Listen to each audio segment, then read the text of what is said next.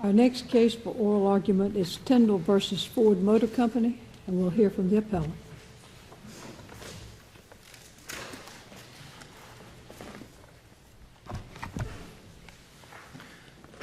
Good morning, and may it please the Court. My name is Adam Charnas, and I represent Ford in this appeal, and I would like to reserve 8 minutes for rebuttal. This Court granted Ford's petition for a writ of certiorari to address two questions. First, whether the products liability statute of repose bars plaintiffs' claims against Ford, and second, whether the trial court's denial of Ford's motion to dismiss based on the statute of repose affected substantial rights and therefore was immediately appealable to the Court of Appeals. I would like to start with the merits question of whether the repose statute bars the claim in this case. It is undisputed that the car in question was first sold in 1999, so the 6-year repose statute then in force, the period expired in 2005, giving Ford a vested right not to be sued under many of this Court's cases. Plaintiffs in their brief have asserted two arguments for why, despite the settled principles in this Court's cases and the Court of Appeals cases, why the 12-year statute of repose enacted in 2009 applies. And neither one of those arguments has merit. Their first argument is that the statute of repose in effect at the time the cause of action accrues is the one that governs. And this argument is flatly contradicted by at least three principles that have been articulated by this Court over the past few decades. The first reason is, as this Court first stated in McCrader, and that is that once the repose period expires, the defendant has a vested right not to be sued, and that the legislature's attempt to undo that vested right or override that vested right would violate due process and is impermissible. This Court stated that principle, as I said, in 1958 in the McCrader decision, repeated it in the Rowan Technical College case. Court of Appeals followed it and articulated it in the Colony Hill case. And that principle is consistent with many different holdings of this Court in different areas of the law. For example, as one of the amicus briefs pointed out, this Court held in Wilkes County versus Foresters 80 years ago that in the statute of limitations context, the same principle applies. That is to say, the legislature is free to lengthen the statute of limitations, except if the limitations period has already expired. It cannot apply the new lengthened limitations period to a particular claim against the defendant. That would violate the defendant's vested rights and violate state constitutional due process restrictions.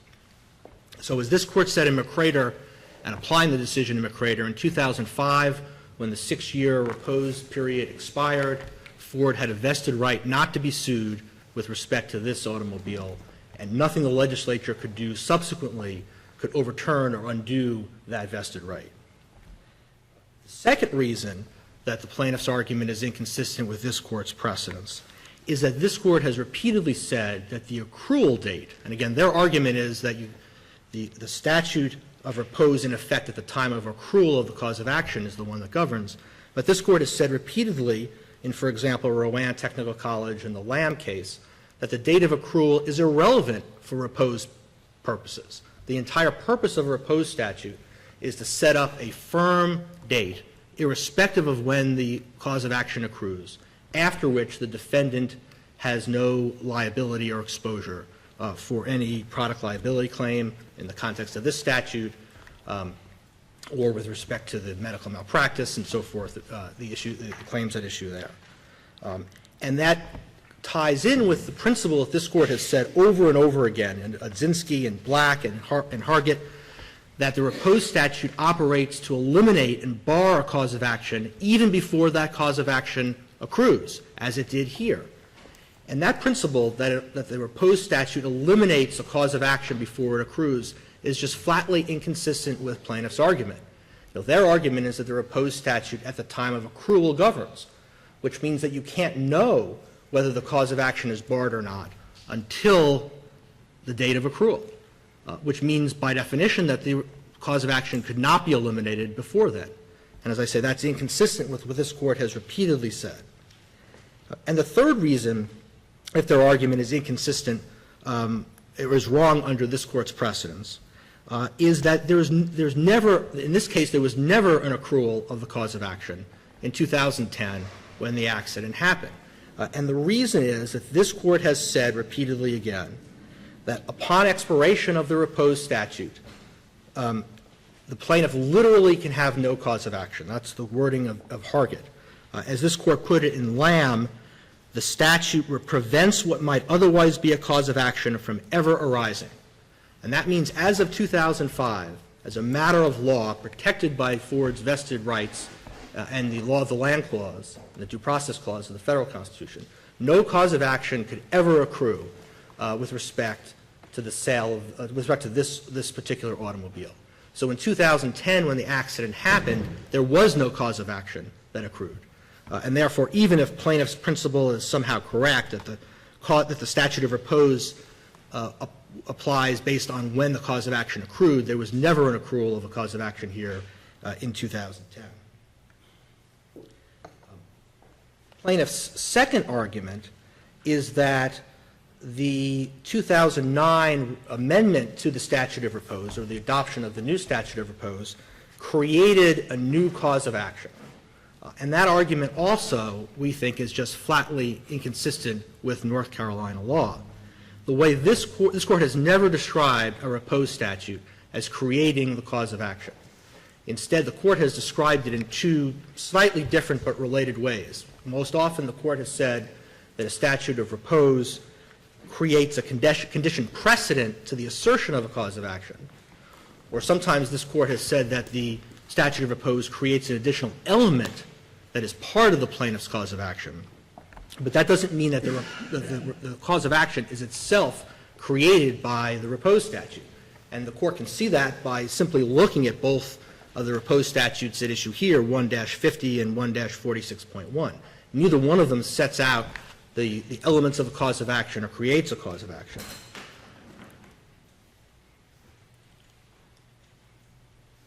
Now, the plaintiffs in this argument rely heavily on this Court's decision in Bollock, and in particular, they quote a long quotation from the American jurisprudence in Bollock as suggesting that a cause of action, that the repose statute, necessarily establishes the cause of action.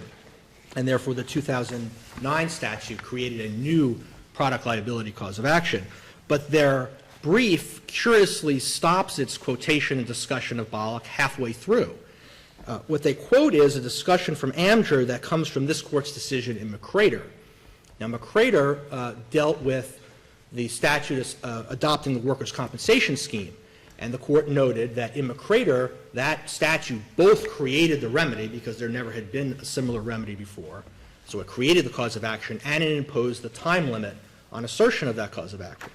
But in the very next paragraph of Bollock, this Court went on and said, quote, "The legislature may require a particular time limitation as a condition precedent to the accrual of an action, even if it does not do so in the same statute which creates the liability."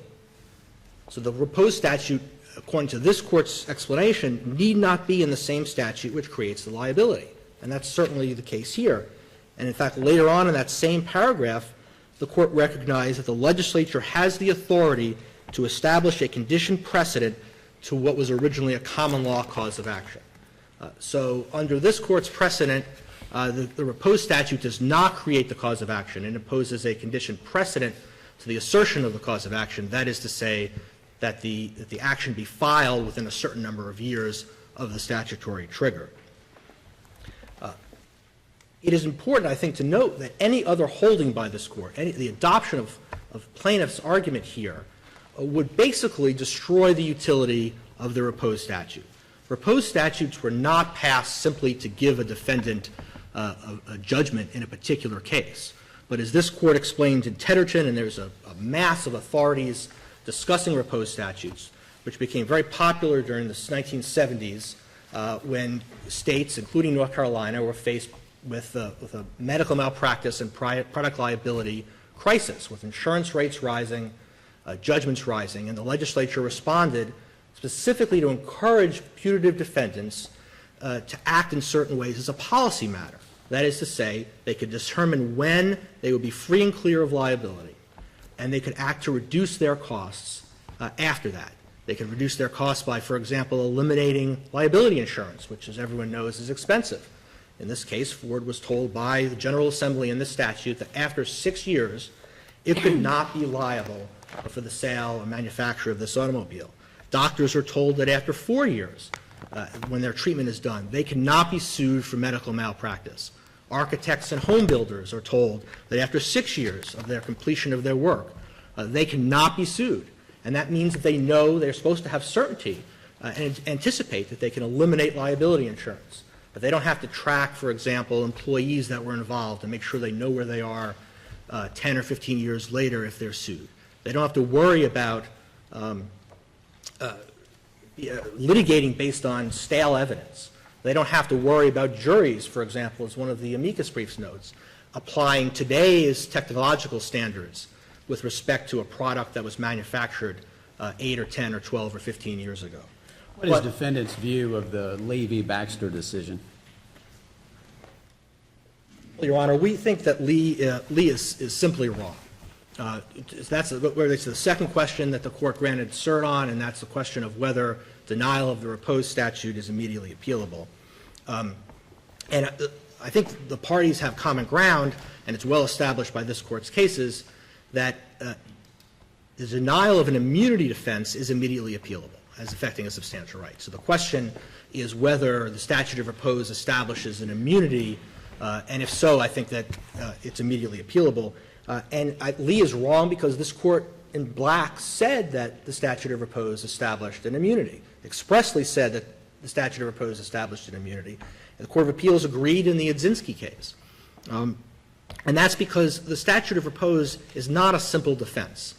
It's not like the statute of limitations defense or any other ordinary defense or affirmative defense, because the immunity period, once it expires, means, as I said before, that the plaintiff has no cause of action whatsoever. So it's akin to the types of immunities this Court has previously found. And I think that's why in Black this Court called it an immunity. And the policy justifications that I was just discussing, just describing for why the statute of repose, once it expires, cannot be revived by the legislature, apply also with respect to the immediate appealability. Take, for example, liability insurance. You have a small-town doctor or architect, and reliance on the repose statute eliminates his or her liability insurance coverage after a certain period of time and then gets sued. Well, it's one thing to have to hire a lawyer out of your own pocket to file a motion to dismiss. If the trial court incorrectly denies it, you get an immediate appeal. That's relatively simple and straightforward litigation. It's quite another thing if the trial court erroneously denies a motion to dismiss on repose grounds, and you've got to go through discovery, hire expensive experts, go to trial potentially. I mean, that magnifies the case into something that potentially costs tens or hundreds of thousands of dollars to defend, all without liability coverage that potentially provides a cost of defense. So if you're in that situation, you're an architect or a doctor or a small product manufacturer, you're much less likely, in fact, I would say you're not going to release your liability insurance if you know you cannot immediately get a remedy from the Court of Appeals if there's an erroneous repose decision by the trial court. So I think Lee versus Baxter didn't recognize any of these things. Lee said that the statute of repose defense was not like a claim for immunity because it won't be lost if review is deferred until after final judgment. Well, as we explained in our brief, that's true for all immunities. None of those immunities are lost if they're deferred until after final judgment. If a judge, for example, is sued for his or her official acts on the bench, he or she has absolute judicial immunity. Well, if the trial court erroneously denies that motion and you have to go through discovery and a trial and then an appeal, well, you can still that judge can still assert absolute judicial immunity on appeal. But that's not the theory of why you allow an immediate appeal. The theory is that subjecting the defendant to go through the litigation process itself imposes a harm. And that's why, for example, a judge sued for his or her official acts can immediately appeal the denial of the immunity defense. And the same principle applies here. The Court of Appeals in Lee versus Baxter ignored that. Lee also analogized the statute of repose to the statute of limitations, which, of course, a denial of a limitations motion is not immediately appealable. But again, the Court of Appeals in Lee ignored the fact that under numerous cases of this Court, as well as the Court of Appeals, limitation statutes are fundamentally different from repose statutes. Limitation statutes are procedural in nature, while repose statutes are substantive. Repose statutes eliminate the cause of action, and that is why they should be immediately appealable. A denial of a defense should be immediately appealable. And this Court in Burton, when it summarily reversed the Court of Appeals, I think found exactly that. The Court of Appeals had analogized in denying an immediate appeal of a workers' compensation subject matter jurisdiction defense, had said, well, that's exactly the same thing as a statute of repose. And back in Lee, we refused to allow an immediate appeal of the statute of repose defense denial. And this Court disagreed. And I think the principle of Burton, although it arose in a different statutory context, also applies in the context of the statute of repose. Well, if there are no further questions, I'll reserve the balance of my time. Thank you. We'll hear from the appellee.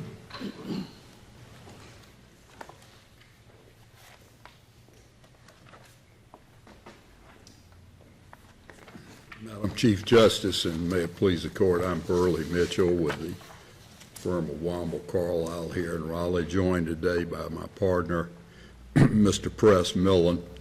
Also present are other counsel for Mr. Batts and Mr. Tyndall, Hoyt, Testner, and Hunt Willis of the Martin and Jones firm, and Kent Emerson of the Missouri Bar. Also present today are young Mr. Cheval Batts and his guardian ad litem, Amos Tyndall, and his mom, Nikita Stone. Today, although I am well aware that this case is here on your discretionary review, I want to just very briefly address the issue of the Court's interlocutory review of trial court's denial of Ford's motion for summary judgment. And Mr. Millen will use the balance of our time on the substantive issue of the effect of the applicable repose statute. The facts are uncomplicated in this case. 11-year-old Cheval Batts was a passenger riding in his mother's 99 Ford Escort. He was secured in the seat by the lap belt that was the only restraint device Ford had provided in that model. Alejandro Rios suddenly pulled his vehicle out in front of the Escort. The resulting collision caused Cheval to jackknife over the lap belt, causing him spinal cord and abdominal injuries and leaving him paraplegic, as you can see today. His guardian, Amos Tyndall, brought this action on his behalf, alleging the Escort was defective and unreasonably dangerous. Ford moved to dismiss.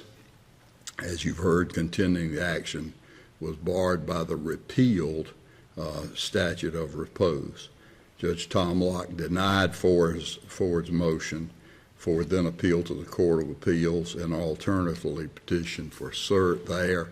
The court dismissed the appeal and denied certiorari, and then you granted certiorari. And I'm going to suggest to you very briefly this morning that you did so improvidently in this case.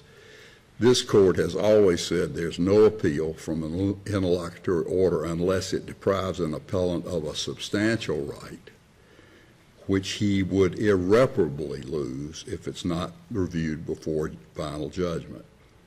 The appellant has the burden to show that the substantial right will be forever lost unless he's allowed to immediately appeal, and no such showing is possible in this case. The Court of Appeals relied on its earlier opinion in Lee against Baxter to dismiss Ford's interlocutory appeal. Ford acknowledges Lee against Baxter, but contends this court should overturn it because the statute of repose grants a defendant immunity, which is the right not to have to appear We agree that immunity is the right not to have to appear and defend against a civil action for damages. Ford says the right will be lost if it has to face trial before it can have the issue decided, and we contend that's not so. As the Court of Appeals said in Lee, quotes, unlike a claim for immunity, Ford's right to raise the statute of repose will not be lost if we do not review the case prior to a final judgment, since Ford may raise the issue on appeal from final judgment. The only loss Ford will suffer, and this is crucial, the only loss Ford will suffer will be the time and expense of a trial, end quote. Nothing novel about this. This court has always said that the time and expense of a trial does not justify interlocutory appeal, and that's what Mr. Charnes has described here is just the ordinary course of a trial, and that Ford should not be required to go through it because it is what it is. The applicability of a statute of repose, though, is just like a statute of limitations. It usually can't be determined at first glance. Immunities can. If a person is a judge, that applies. That can be determined up front. Same thing is true with the workers' comp case, which was at issue in the Burton v. Phoenix case, Mr. Charnes mentioned. There, it was no question that it was a workers' comp case and that jurisdiction was not in the Superior Court, but in the Industrial Commission, so it went there. That is more like a true immunity. But this is not.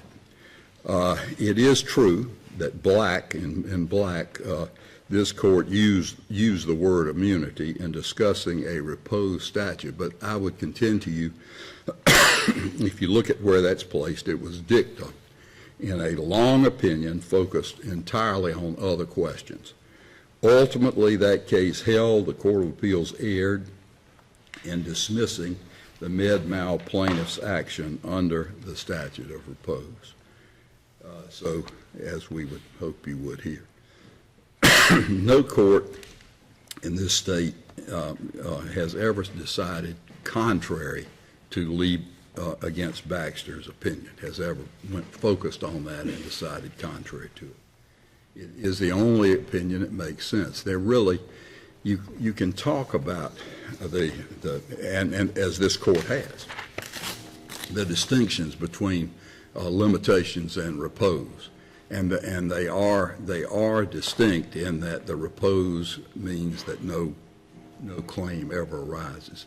But in practical fact and application, they're identical. Each cuts off what otherwise would be a claim for relief. And they are in that respect entirely difficult. And I'll just close this out by saying that if you decide that these are immediately appealable, you may as well stand by for a lot of appeals, because everybody is going to have some constitutional right or some other peculiarity to whatever defense it is they're claiming that they will at least argue to you that they're immediately appealable. So I would suggest that you respectfully, it's entirely in the court's discretion, I recognize, I would suggest that you simply determine that review has been improvidently allowed here. Failing that, though, I would hope that you would make clear that Lee against Baxter is correct and that there is no appeal of right from the denial of a motion based on a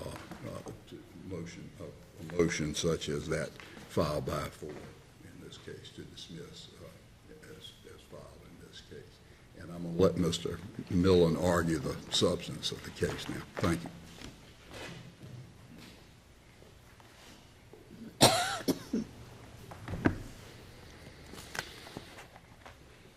May it please the Court, Madam Chief Justice. I want to make one thing clear. We are not seeking to revive a barred cause of action here. We are simply asking that the law on the books, the law that was on the books when the collision occurred, the law that was on the books when Judge Locke heard Ford's motion to dismiss in 2011, and the law that's on the books now be applied precisely as the language of that law is drafted. In other words, and this is the key, the statutory language here is clear and unmistakable, and we heard very little of that in Ford's briefing or in Ford's argument. GS 146.1 states unequivocally, quote, "This act becomes effective October 1, 2009, and applies to causes of action that accrue on or after that date," close quote. That's what Judge Locke was facing in the trial court. Ford cannot argue that the legislative intent was anything other than to apply this statute to a claim which accrued on August 10th, 2010, which is after the effective date, October 1, 2009. Now, looking at the cases, the critical point for the analysis in nearly all of the cases cited by Ford, all of the cases cited by us, is this. Did the cause of action accrue before or after the effective date of the statutory change? If it accrued prior to the statutory change, then the plaintiff would be asking the court to revive a barred claim. And as the cases have shown, that won't work. Here, though, we're not seeking to revive a barred claim that accrued prior to the statutory claim. We're simply saying the new statute needs to be applied as it's written. And although Ford doesn't exactly come right out and say it, it is necessarily making a constitutional challenge here and contending that the General Assembly cannot do what the General Assembly, by that very language of the statute, did, which is to repeal a repose period found in one statute, which was 150A6, and replace it with a different repose period in another statute. Again, the clear language says it's 12 years, a 12-year repose period for claims that accrue after October 1, 2009. The General Assembly could have triggered that statute and used different language and done it in any number of ways. They could have said it applied only to products sold after October 1, 2009. They could have said it applied only to products sold after October 1, 2005 or some other date, but they didn't. And so Ford has to contend and is contending that the General Assembly did not have the power to make this statute to apply to causes of action that accrue after October 1, 2009. Now, there are at least two fundamental problems with such a constitutional challenge here. First, it's important to remember what it is we're discussing. We are talking about a statute of repose. We are not talking about a constitutional right of repose. There's no such thing in our Constitution. We're not even talking about a common law right of repose. That doesn't exist either. It's a statute of repose created by the General Assembly, subject to change by our General Assembly. Statutes, as this Court has held numerous times, are uniquely within the ambit of the General Assembly, and it has the power to draft them, define them, change them. The second fundamental problem for Ford, and you didn't hear this, you don't see it in Ford's brief, you don't hear it in their argument, is that Ford cannot point to anything specific in our Constitution, no article, no section, that divests the General Assembly of the power to do what it did here with this statutory language, or that means that this Court cannot constitutionally apply the language that the General Assembly came up with and apply it to Ford. So instead, not having a piece of the Constitution that they can look to, Ford is primarily relying on four cases. Two are from this court, one is from the Court of Appeals, one is from the Federal Western District. And I'll discuss them in a bit of detail in a moment, But the critical problem with all four of those cases that Ford relies on is this. In each of those cases, the cause of action accrued before the change in the applicable statute. So every single one of those cases is factually inapposite in the most fundamental way. So, for example, we have this court's case in the McCrater case that Mr. Charnas mentioned. It's a case from 1958. Well, it's a very simple facts. It was a workers' comp case. The date of the injury was April 1955. At that time, the applicable statutory period with Section 97-27 was 1 year at the time of the injury. The statute was extended to 2 years in July of 1955, 2 months after the accident. The claim was filed over a year after that, and this court said, no. The statute that was in effect at the time of the injury is one that controls. The later amendment can't revive the case. Colony Hill, the 1984 Court of Appeals case relied on by Ford, has exactly the same fact pattern. It was a property damage case in which the court found the date of the injury was December 1979. At the time, the applicable statute of repose for property damage, which was Section 1-50, parens 5, was 6 years with no exclusion for willful or wanton negligence. That statute was amended October 1, 1981, to exclude willful and wanton negligence from the repose period. And Colony Hill action was filed 2.5 months after that. Court of Appeals, just as in McCrater, said, we apply the statute in effect at the time the cause of action accrued. Ford's federal case, Lackey, it's a product liability case, concerns the same statutes at issue here, 150A6 and the replacement by 1-46.1, effective October 1, 2009, as we've said. The court there found the claim accrued in January 2009, 9 months before the statute changed, and thus, by operation of the statutory language, the applicable statute was 150A6 and the 6-year repose period found there. Finally, the last of the four cases relied on by Ford that Mr. Charnas mentioned, this court's Udzinski versus Lovin case, is a 2004 per curiam affirmance by this court in a medical malpractice case in which the Court of Appeals held that a claim was barred by repose 2-1 with no majority opinion in the Court of Appeals. That case did not concern any change in the statute of repose. It was a case that simply looked at the issue of, does the statute of repose for malpractice, 1-15C, apply in a medical malpractice case resulting in death, or does the 2-year statute of limitations for wrongful death apply? And here's what this court held, quote, the legislature did not intend for actions premised on medical malpractice to be instituted more than 4 years after the last allegedly negligent act, even when the damages are sought for wrongful death, close quote.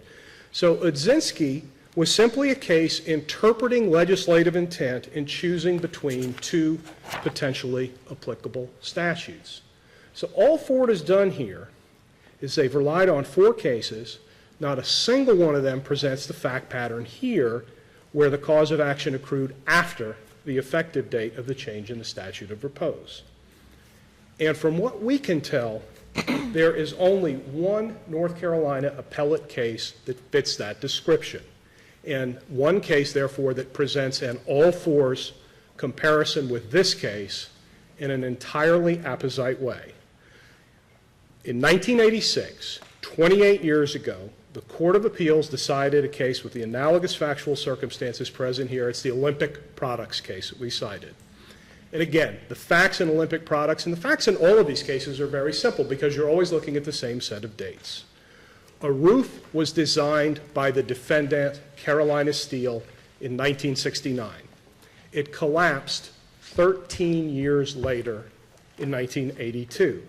At the time of the roof design, the statute of repose, the same one I mentioned before, 1-50 parens 5, provided that strict 6-year period for repose with no exclusion for willful and wanton negligence, which would have barred the claim as of 1975 because the design had been in 1969. In 1981, however, as I mentioned earlier, the General Assembly amended that statute to eliminate claims for willful and wanton negligence from the operation of the repose period, and that's the claim that plaintiff made. Carolina Steel asserted it had a vested right under the repealed statute, and then, and I'm quoting again, and this should sound familiar to you, Your Honors, quote, the General Assembly could not and did not amend GS 1-50(5) to take away this vested right. The trial court agreed and dismissed the action. The Court of Appeals reversed based on precisely the same argument we're advancing here, namely, that the statute of repose is substantive and that it, quote, defines a claim, and, quote, that the legislature can create claims based on matters that occur in the future. And that language about defining and creating new claims by virtue of the application of the statute of repose is something that is found consistently in this court's jurisprudence, including in Hargett versus Holland, which Ford cites, in the Bollock case, which we cite. This was the language from Bollock cited by this court in Hargett. A statute of repose creates an additional element of the claim itself which must be satisfied in order for the claim to be maintained. That's this court in Hargett citing to this court in Bollock. It's not enough, as Ford says in its reply brief and said this morning, to say, well, that's an additional prerequisite or a condition precedent. What it is a new element added to a claim not found at common law. And so the Olympia Products Court, dealing with that jurisprudence, here's what they went on to say. They said, if this injury had occurred before the 1981 amendment, more than 6 years after the completion of the construction, there would have been no claim and the amendment to GS 155 would not have affected it. That's precisely our position here. And it was on that basis that the Olympic Products Court distinguished Colony Hill, which is Ford's authority, because in Colony Hill, the injury occurred and the case accrued prior to the amendment. Finally, and this is important, the Olympic Products Court found support for its decision in this court's reasoning in the Rowan Tech case. And in that case, what the court noted was that the parties in Rowan Tech, which presented almost an identical situation to Olympic Products, I think it might have even been a roof failure, that the parties agreed that if the cause of action had accrued after the effective date of the subsequent amendment, then 155 in the new statute would apply to that claim. And the court, and this is dicta, but this is the court, if Your Honors look at Rowan Tech, will see that the court agreed with that formulation that both of the parties agreed to in that case. Judge Britt, in the Patterson case that we cited from 2011, dealing with these statutes, recognized precisely that same principle. And so in analyzing any of the dozens of cases cited by the parties here, the court needs to look at the particular critical dates, ask, are we looking at a revival situation, i.e. where the claim accrued in a period that was prior to the change in the law, or a non-revival situation where it accrued after the change in the law. Ours is a non-revival case, just like Olympic Products. Olympic Products has been the law in this state for 28 years. It's never been controversial in the slightest. Ford has offered no reason for this court to disturb that prevailing rule and change the law here. And so the critical question, I think, for Ford necessarily becomes, where are we to locate this putative constitutional right in order to find that we can ignore the clear statutory language? And as I mentioned, Ford can't cite us to an article and section in the Constitution, and so instead, Ford goes back to a very old case, pulls out a little bit of dicta, and then tries to stitch that together into an argument based on a constitutional argument that is never discussed in that case. That case is this court's 1958 McCrader case, which, as we discussed, is a case concerning workers' comp. Statute required the claim to be brought within a year of the time of injury. After the injury occurred, the statute was amended to 2 years. Now, the very first thing I think your honors need to understand and note about McCrader is never once in that opinion, and it's a short opinion, never once does the term statute of repose appear, or even the word repose appear. That's notable. That concept is entirely missing from the case. In that case, the Industrial Commission ruled the amendment would not be given retroactive effect, and the 4-year statute, or the 1-year statute applied and defeated plaintiff's claim. Superior Court affirmed that decision, and here's the holding of this court. Quote, "This time limit, as fixed by the statute as it existed on the date of the accident, being a part of the plaintiff's substantive right of recovery, could not be enlarged by subsequent statute." Close quote. That holding, of course, is precisely in line with our argument in this case, i.e., apply the statute as it existed on the date of the accident. Now, after stating that holding in 1958, this court went on to add a sentence about the potential effect if you were to enlarge the time limit by subsequent statute. And that sentence, which is dicta by any measure, says only this, quote, "Any attempt to do so would deprive the defendants of vested rights," close quote. It is on that one sentence of dicta that Ford's entire constitutional argument is constructed. That is hardly a longstanding bedrock principle of North Carolina law, as Ford suggests. The McCrader Court did not state when these rights vested, although it was presumably at the time of the accident, which doesn't help Ford here. It doesn't say on what basis those rights vest. In other words, the McCrader Court did not point to any provision of the Constitution or even any vague sort of constitutional principle and say, here's how these rights arise and become vested.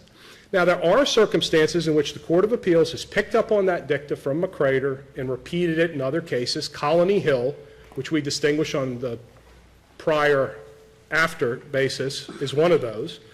But interestingly, the other case from this court that Ford relies on, the Odzinski case from 2004, that per curiam case, makes no reference to any vested right, even though one of the 3 Court of Appeals opinions below did.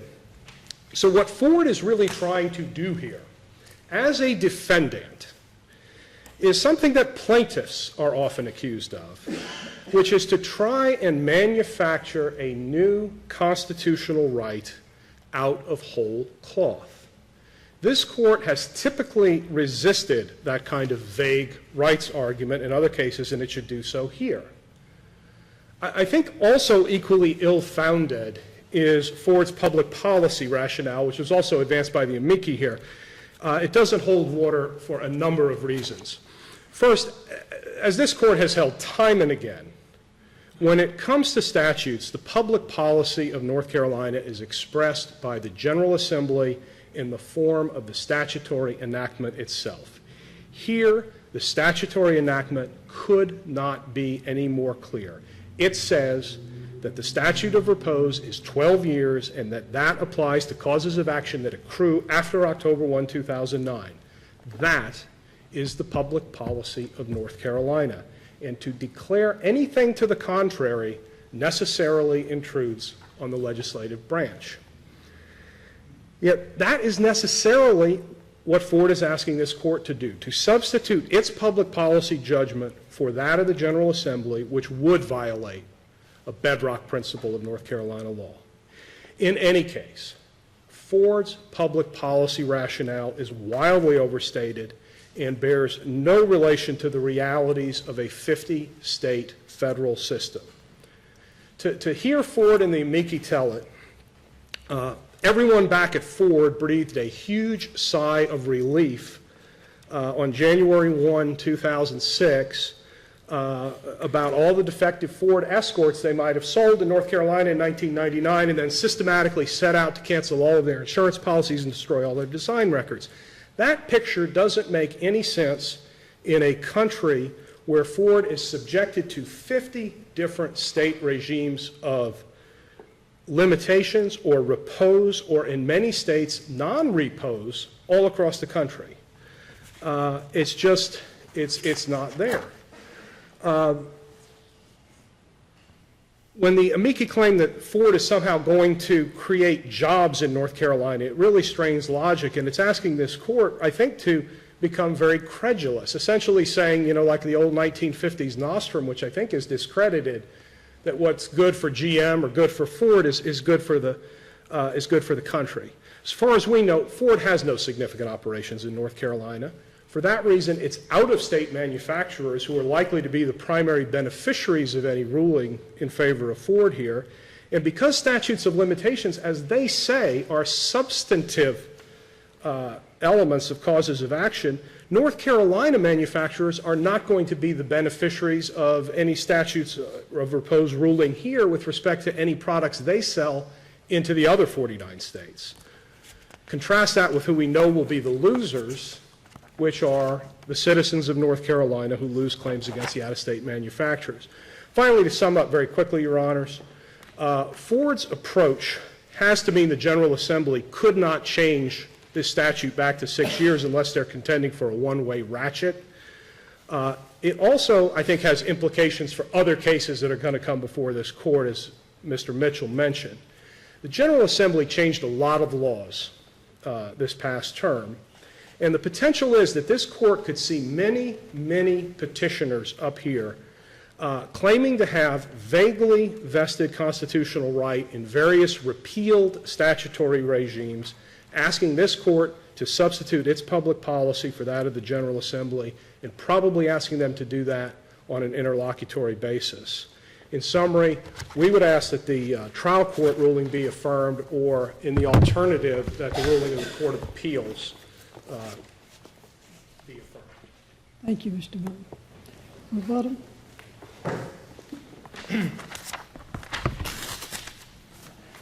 Thank you, Your Honor. To start briefly with where Mr. Mitchell began, I'd just like to, which is the appealability question, I'd like to point out that since this court granted our petition for writ of certiorari, both questions, both the merits question and the appealability question, are properly before the court. So even if this court agrees with the plaintiffs that Lee was correctly decided, the merits of the repose statute and the overturning of vested rights is before the court. And we would urge the court to address that question, even if it agrees with Lee, in part because the Court of Appeals decisions, if you read them, are relatively confusing. It's hard to square, despite what counsel has said, it's hard to square Colony Hill with Olympic Products, for example. The other thing that I'll mention that in response to Mr. Mitchell, is he said the statute of repose cannot be determined, the applicability of the statute of repose cannot be determined up front, unlike immunities.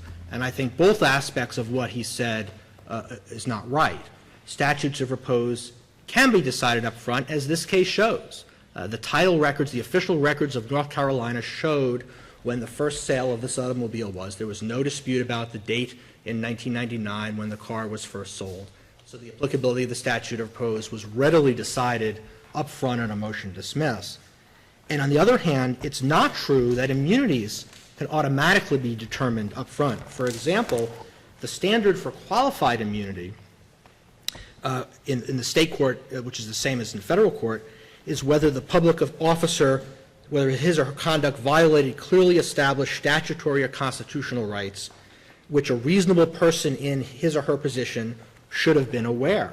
And as this state's courts have recognized, particularly that second part, sometimes is a factual question, which discovery is required on before the trial court can resolve the qualified immunity question. So often what you have is a period of discovery limited to the immunity question, in which the court then decides the immunity question, and it can then be automatically appealed. That's in contrast to the statute of repose, which in most cases, particularly with respect to vehicles, it'll be readily determined based on state records of which judicial notice can be taken when the car was first sold. With respect to Mr. Millen's argument, Let me ask you a quick question about the language of the statute as amended. It does say that it applies to causes of action that accrue on or after October 1, 2009. it does say that. And what, if any, significance do you place on the date of the injury? Well, I think there are two responses to that argument that the plaintiffs made. The first response is the court need not address any constitutional issues, because as this Court's settled cases say, and I repeated this in my opening remarks, and Mr. Millen didn't, I don't think, responded to it, which is that as of the expiration of the statute of repose period in 2005, as a matter of law, no cause of action in the future could accrue with respect to this vehicle.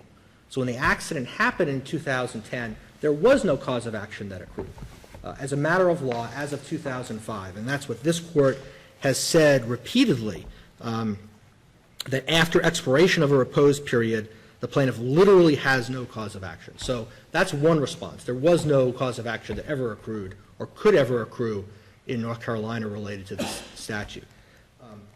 The second response is what this Court has held in McCrater and in Rowan Technical College, which is that the legislature simply doesn't have the constitutional authority in order to undo a vested right once it has become vested.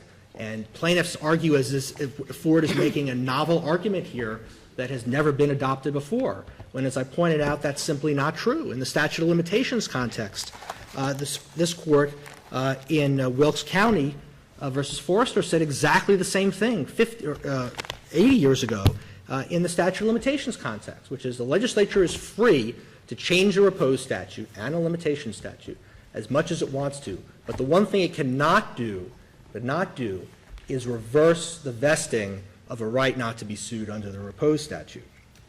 Mr. Millen said that, well, McCrater. Mr. Charnas, I had a question for you, too.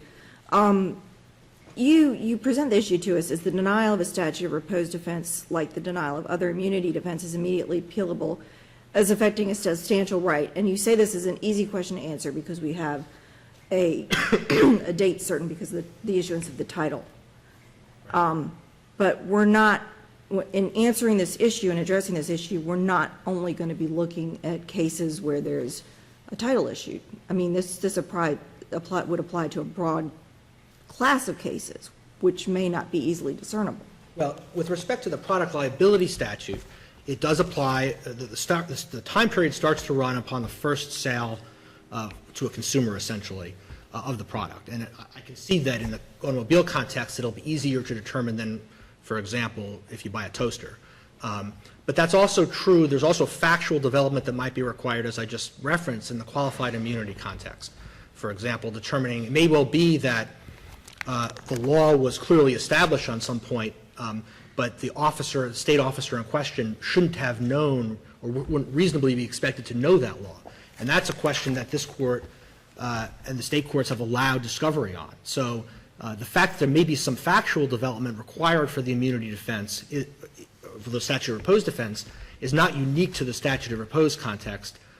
It's generally applicable in immunity defenses generally. Most products, it's not a big problem. Most products have some sort of marking indicating at least when they were manufactured, which give you at least some idea of when they were first sold. But I can see that there may be some factual development required in some cases, but that's, as I say, that's true of immunity defenses generally, or at least some immunity defenses. Obviously, there are others, which is not true for. Let me ask you a different question about what, if anything, do you make of Mr. Millen's argument that in McCrater and Colony Hill and Lackey and Adzinski, the injury or claim had arisen before the applicable amendment to the statute, and that's not what happened here, arguably? Well, his factual assertion is about what happened in those cases is certainly correct. As a legal matter, it's irrelevant.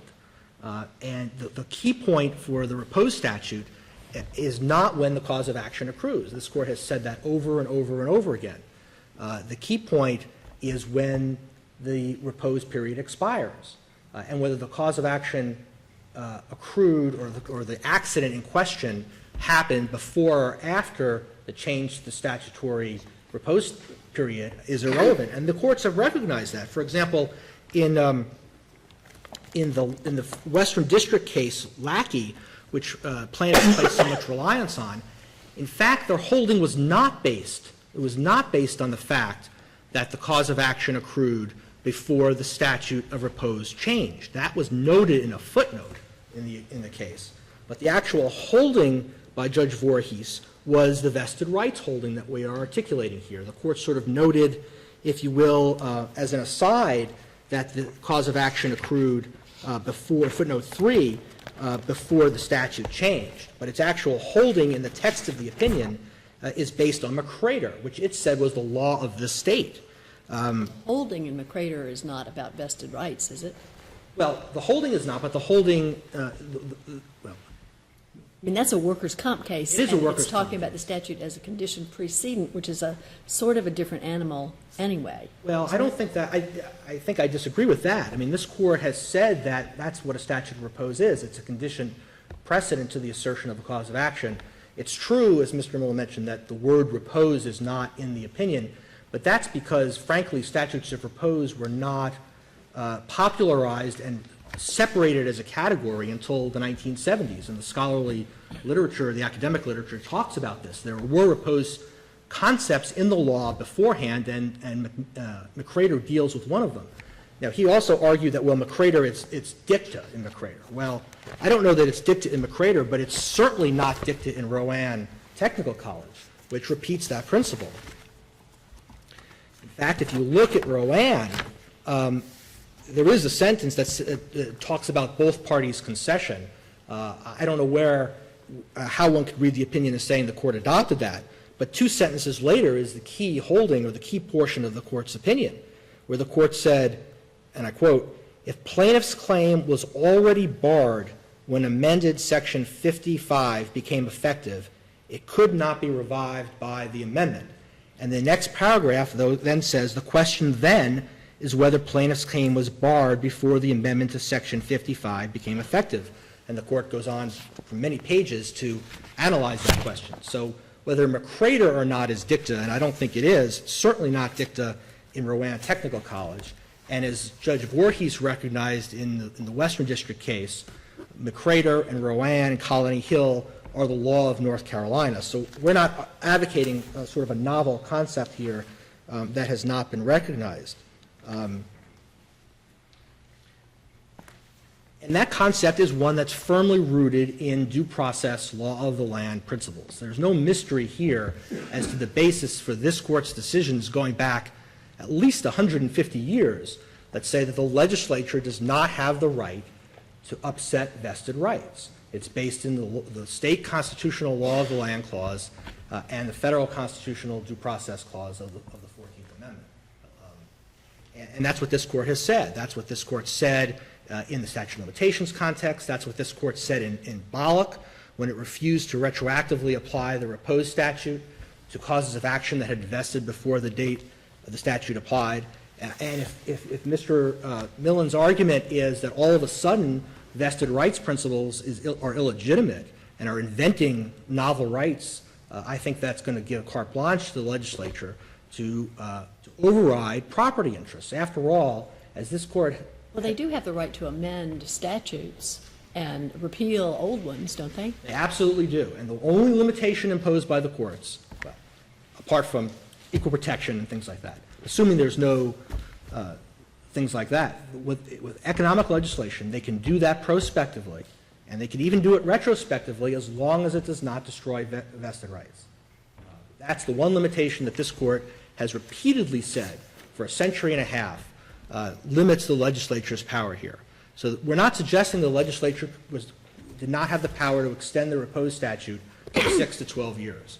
The only thing we're suggesting it did not have the power to do was apply that extension to causes of action that had already been barred by the repose statute. And that's the case here. As of 2005, Ford was provided by the law of North Carolina with a vested right not to be sued. Now, Mr. Millen said, well, Ford's a multi-state company. People in Michigan were not sitting back, rubbing their hands and saying we're free. Well, that's true in this case, but your holding in this case applies just not to the products liability statute of repose, but to the architects, home builders, and the medical malpractice one. By definition, this is a general concept of law. And I guarantee you it is true that when the medical malpractice statute expires, a small-town doctor in Blowing Rock, discussing with his insurance agent what kind of insurance coverage he needs, is relying on the expiration of the statute of repose. Or an architect or home builder in Liberty is talking to his insurance agent, is relying on the expiration of the 6-year statute of repose applicable to that. And if this court holds in this case that Ford cannot rely on the previous expiration of the statute of repose, then that also means the architects and home builders and doctors across North Carolina also cannot rely on what the law is today, and they will not act in the ways the legislature intended them to act in reliance on the repose statute to reduce costs which they can pass on to consumers and citizens of North Carolina. So I see that my time has expired. Ford would ask the court to reverse, to hold that the denial of the repose motion is immediately appealable and to apply the repose statute. Thank you, Mr. Collins.